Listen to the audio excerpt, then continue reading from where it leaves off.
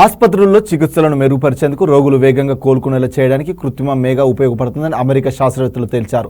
పలు ఆధారాల ఆధారంగా రూపొందిన మెషిన్ లెర్నింగ్ సాధనాలు సకాలంలో చికిత్సలు అందించేలా చూస్తాయని గుర్తించారు. రోగుల్లో ప్రతికూల మార్పులను ముందే పసిగట్టి వైద్య బృందాన్ని అప్రమత్తం చేస్తే ఆసుపత్రిలో వైద్య పరిరక్షణ 43% మెరుగుపడుతుందన్నారు. అకాల మరణాలు గణనీయంగా తగ్గే అవకాశం ఉందని వారు తెలిపారు.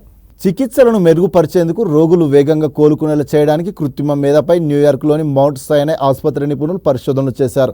రోగులకు సంబంధించిన వివిధ రకాల డేటాపై ఏఐ మెషిన్ లెర్నింగ్ సాధనాలు శిక్షణ పొందాయి.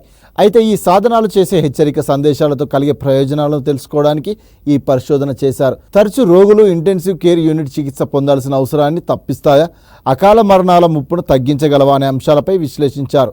ఈ పరిశోధనలో భాగంగా 2740 మంది రోగులను పరిశీలించారు.